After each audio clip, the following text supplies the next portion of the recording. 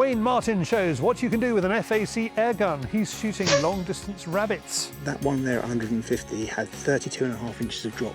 Get into stalking. Kai ap Bryn and Tim Pilbeam come together to hold a simulated deer hunt and cookout. Absolutely brilliant. I like the whole field sport principle. Jaf Jefferson is shooting squirrels and David is on the Fieldsports Channel News Stump. Welcome to Fieldsports Britain.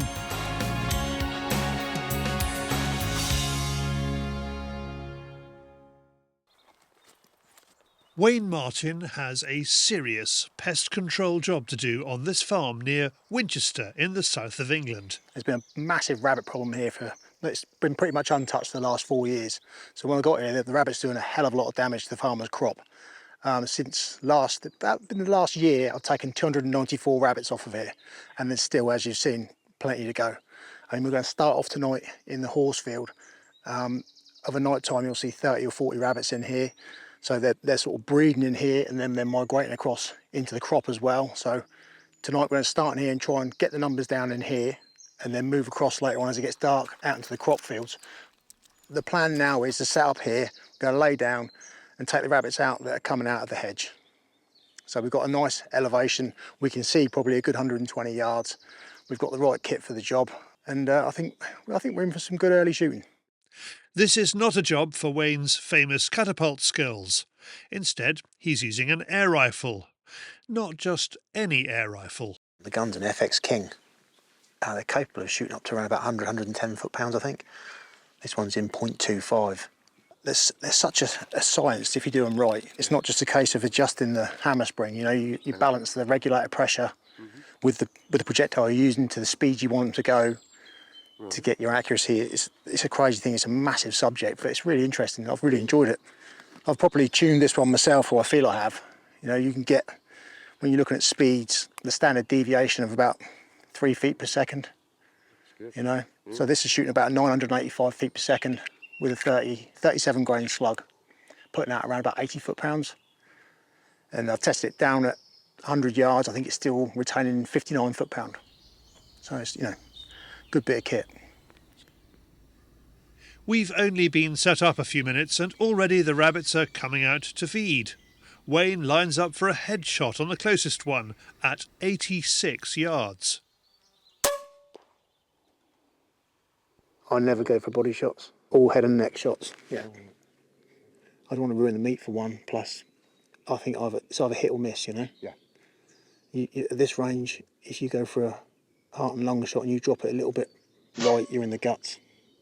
So I think always best head, neck, hit or miss.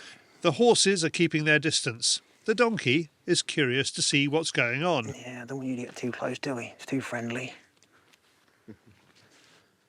Rabbit number 2 is a little further out. The rangefinder says 103 yards.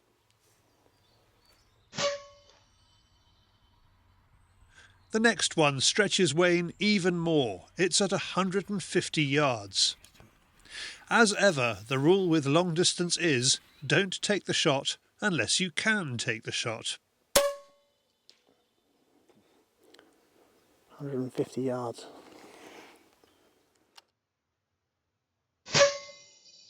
That one there at 150 had 32.5 inches of drop. So you're looking at a metre. Oh, did it? Yeah. Wow. Okay.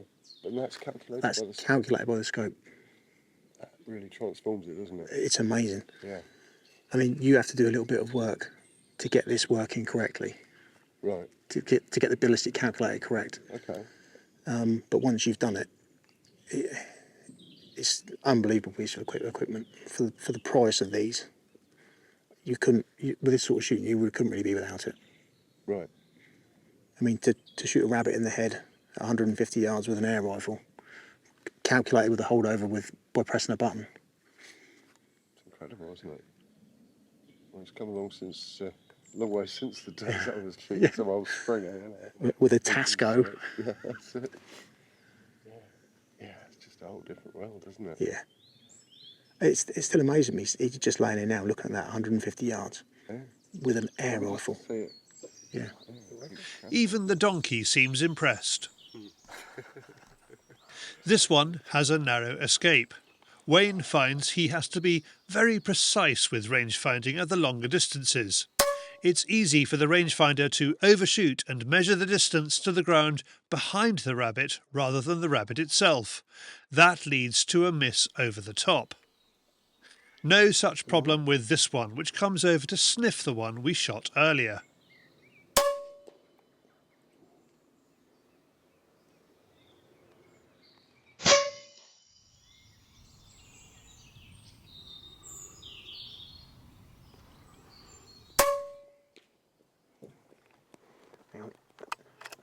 The other one's going to stay there. Just as darkness is falling, Wayne excels himself with a 175-yarder. The scope calculates an incredible 50 inches of holdover. Get out. 175. That's unreal.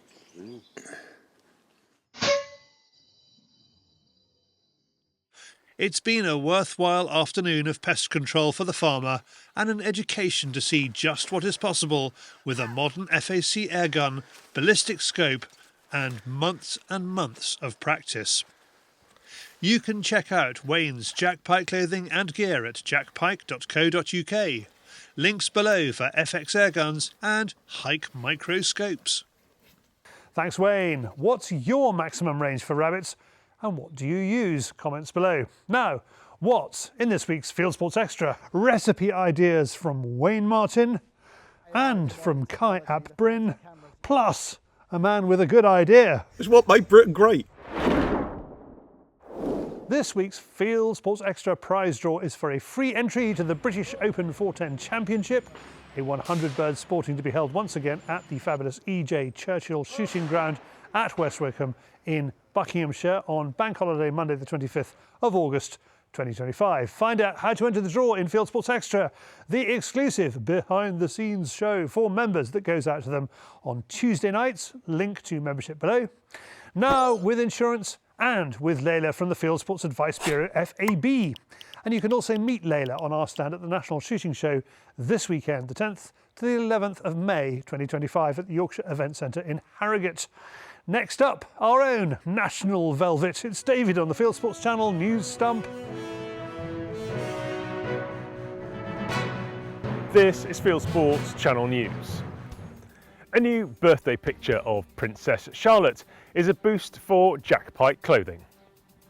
The 10-year-old daughter of the Prince and Princess of Wales is wearing a Jack Pike Junior jacket in English Oak Evolution camo, priced at £45.95. Jack Pike reports that sales are up. The Countryside Alliance has launched an e-lobby on new shotgun rules. The government plans a consultation on what it calls aligning the controls on shotguns with other firearms, which could result in shotguns going on to firearm certificates. Shooting organisations believe that extra licensing is unnecessary and would be an administrative burden on police firearms licensing.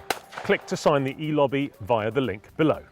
We need you to lobby your MP to tell them the problem here isn't the law, it's the system, and that system needs changing. More than a dozen organisations have written to a Scottish college to support a gamekeeping course which is under threat.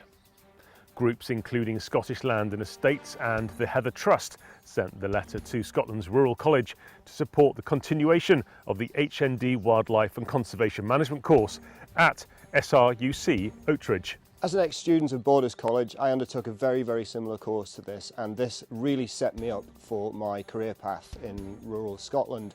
I can't understate how valuable this course is. When the Scottish Government are looking to retain youngsters in the countryside and then allowing the likes of SRUC to withdraw courses like this, there's only one thing going to happen: depopulation, and that is something that we are trying to fight against and to reverse. This does not help.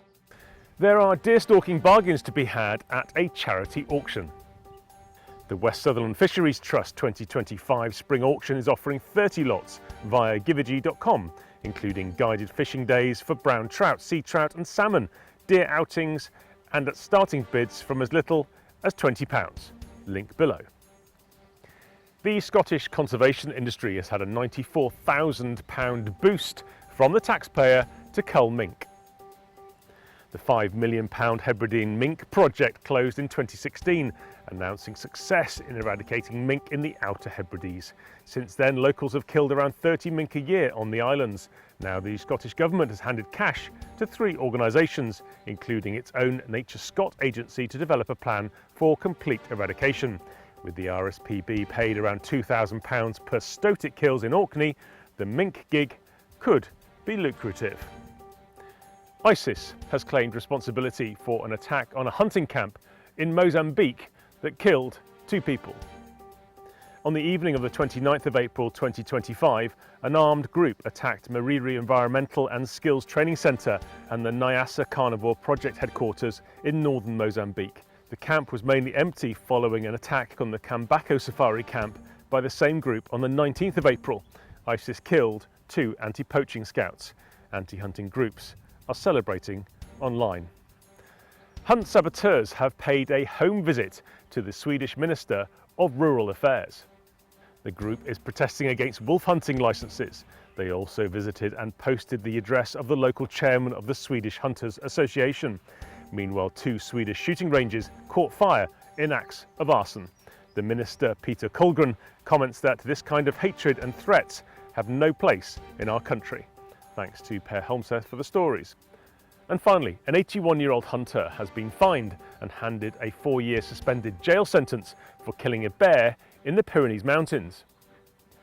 The man said he had no other option but to open fire on the brown bear when it attacked him during a boar hunt in 2021. A French court ordered 15 other hunters to pay more than £50,000 in damages to animal rights organisations that filed a civil suit against them. The 150-kilogram female bear has since been preserved by a taxidermist and is on display at the Toulouse Natural History Museum next to another bear shot under similar circumstances in 2004. You are now up to date with Fieldsports Channel News. Stalking the stories, fishing for facts.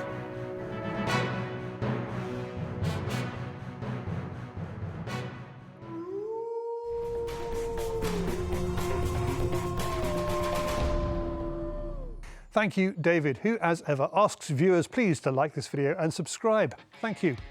Now we have a new month of raffle prizes at fieldsportscompetitions.co.uk. To enter, you not only have to pay a tiny fee for a ticket, which supports our work making the case for field sports in the media, but you have to answer a question. For the 5,000 Game Bore Clear Pigeon cartridges priced at £1,835, ticket price £9.99 to enter, the question is, who helped Game Bore design the Clear Pigeon cartridge? Was it David Wright, Andy Crow, or Kai at Bryn? I know, tricky. Deadline is the 31st of May 2025 at 8 p.m. Visit fieldsportscompetitions.co.uk. Next, here is Kai with Tim Pilbeam showing the easy way into deer stalking.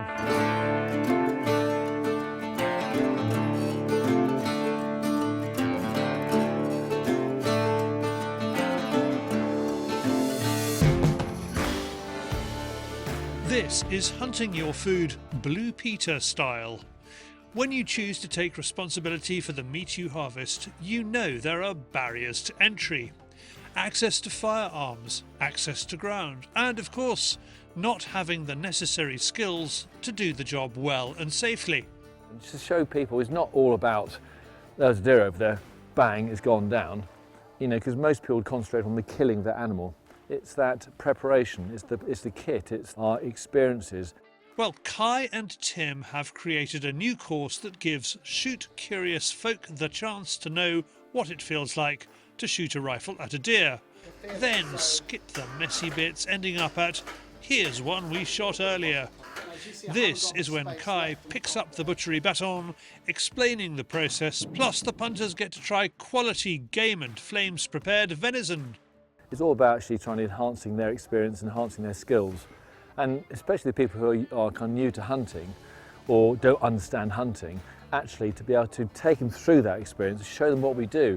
Not what we did in the field today, we were showing them how to shoot a rifle. Then basically when we went on the simulated stalking, I was explaining to them the decision-making process. Is it safe? What's the angle of the animal? What's the distance? What would you do? Is it too far away? Is it too short? What should we do? Where to go? And that's what a deer stalker does, or any hunter does. There's lots of decisions to make. You need to be there, so we're talking about up the middle of the front leg, We are literally halfway in there. We start at the range with an introduction by the dynamic duo. So we're going to show you how to sustainably and ethically harvest a deer without pulling the trigger. The attendees are a mixed bag from the shooting press, live fire chef Shane McBagley, Brett Lydiot, a nature photographer, and Glyn, a field sports competition winner who's come all the way from the Isle of Man. Paul and I have come from the Isle of Man, 15 miles off Scotland, so we got a ferry yesterday morning, which was Tuesday morning at 7:30 in the morning. Got to Heysham, and then we drove 8 hours down to Hastings. So. Oh my goodness! Well done for doing it. So it was a bit of a sort of short and sweet competition. It didn't run very long. Did you realise it was actually going to be this Friday? I think I glanced over it because I was doing other things at the time when I entered. So glanced over it and then had the phone call Monday morning. So had to juggle a bit of work and then organise ferry trips and things. So yeah, it was short notice, but well worth it. Well done, though. Yeah. Dedication to the cause. So, what do you think of it so far? Absolutely brilliant. Never shot rifles before, so you know, for me it's all about learning. But I like the whole field to fork principles as well. So I do a lot with pheasant, partridge, and duck at home. So is the butchery something that's going to be of interest for you as well? Definitely. Yep. Helped a farmer who's a good friend of mine all the way through COVID. Helped him with the butchery. Did home kill in New Zealand as well. So. Yeah, definitely my cup of tea, that. Once the guys are consistently getting lead on steel, or copper on steel if they prefer, it's time for lunch, which Kai is busy preparing. So here we've got some fallow venison loins that we marinate in paprika, garlic, black pepper, olive oil, lime juice and salt. It's kind of like our house wet rub that we use on the meat. And we marinate it for about an hour or two beforehand, not too long, because the lime juice, as I was saying earlier to these guys, it will start to almost cure the meat, and you'll change the texture around the outside. So you want the kind of the acids to like bring in the flavour into the meat, but you don't want to start chemically cooking it before you have to actually cook it on the fire. So we put them on now. They're going to be cooked about 52 degrees centigrade in the middle. So it's going to be. The thing is, we use a thing called a thermopen. It's one of the tools that I think when you're working on barbecue stuff, it's like almost like a must-have. Because when it's dealing with venison, you don't want to overcook it. You overcook venison, and you'll basically ruin it. It'll get stronger, it'll get tougher, and it'll get like a livery taste and a gamey taste. And a lot of people that say, I've had venison, but it's really strong and it's gamey, I don't like it, it's because it probably hasn't been handled properly and it probably hasn't been cooked properly. So we're quite accurate with the temperatures to make sure we rest it afterwards. Everything is set to where it needs to be. So the idea is we have a nice bark, a nice caramelisation on the outside, but on the inside it's going to be nice and pink and juicy because there's no intermuscular fat in the venison. So you have to compensate that by cooking in such a way that it's nice and pink and juicy. And then you slice it thinly and it should be melt in your mouth tender. Now, this full circle of field to fork is normal for Kai and Tim, but for the likes of Shane, it completes the picture. To partake in the shooting side of things is just, yeah, it's a connection that not enough people get to their food, and it was a real learning experience, just learning the art and technique that goes into it. It's not as easy as, you know, there's a deer over there, bang. Okay, yeah. One tip for anybody who's going to hook something over a fire. Less is more. A lot of people get the feeling that, you know, they have to have a big roaring fire to get the meat sealing and everything. You'll notice behind me, Kai has got a few embers in the bottom. That stuff's been hanging a while and it's very gently absorbing that heat. It's going to pick up more of that smoke flavor, so you're not going to end up with bits that are burnt and overcooked and other parts that are rare or raw. You get a much more even cook if you just do it at a lower temperature for a longer period of time. Okay, last question, favourite cut of meat? Oh, I got to say venison backstrap is probably that, and beef ribs are my two death row dishes for that. Good question. There are many reasons for someone to do this course. You could be a foodie, or you could just want to see what it feels like to pull a trigger. For more information about Kai and Tim's deer stalking experience course, head to the workshop section of gameandflames.com. Thanks all who took part in that. Now from an animal that's good on a barbie to the fuel for that barbie, trees. And I ask Jaf Jefferson to protect mine from squirrels. The world may actually have gone mad. The newspapers say the sycamore gap tree is worth £620,000, and it's a rubbish sycamore. Toby Carvery might have to pay £1 million for pruning an oak. I'm walking through my dad's 10 acres of woodland. He must be a billionaire. And what about these creatures? The grey squirrel is committed to getting rid of my dad's trees, knocking more off his net worth than Tesla in a tariff war. Thank goodness for that. Another criminal who won't be claiming woodland welfare from me. Morning. Morning. How are you doing? All right, actually. Good. Yeah, come on in. I can see 2 dead squirrels. Yeah, I shot 2 this morning. That's a sign. Been here since 5:30. It's now 9:30 roughly, so 4 hours. Shot 2. Only seen 1 more squirrel. Well, this is quite a departure from last year, isn't it? Yeah, I mean we did shoot a few last year, didn't we? So A lot. yeah, But then last year there was an enormous amount of damage, wasn't there? on the trees and stuff. Yeah, which was a shame for the young oak trees. But it's interesting to see how quickly they will repopulate a small wood. You know, obviously they're coming back because we did shoot quite a few last time. I think we did a good job of clearing the wood out of squirrels. You know. We did, but I still felt at the end of the year that there was still more to shoot. Oh, definitely, yeah. Of course, I ran out of time. You ran out of time, so we're all busy. But it's nice to come back just to see. Different time of year as well, because last time was February. That's because you're here for the shooting and I'm here for the trees. That's it, yeah. You think this is nice? Yeah. I'm going 2 squirrels. That's a result. Yeah, good. No, it's good. No, it's good just to come out and, like I say, see what's going on. Yeah, so different time of year. We've got more foliage on the trees now, which makes it a bit different the last time, but it's good. That squirrel, isn't it? Oh, definitely, yeah. I mean, the angle where it is, it's obviously sat on the tree lit, on the branch, and just gnawing away at the bark, just stripping it off, you know, and up here, look. Yeah, look, it's all of that. The 2 squirrels you shot, Yeah. what happened with the first one? Where did it come from? He come down from the trees. I clocked it coming through the trees. What sort of time was that? I had to wait nearly an hour and a half to shoot that one. So that would have been about 7 o'clock. The second one, he just popped up from the ground up onto the feeder. I mean, last year we had 4 or 5 squirrels in the same camera shot, didn't we? Yeah, interesting shot that was. I shot one and you could just see him move in the background, so yeah.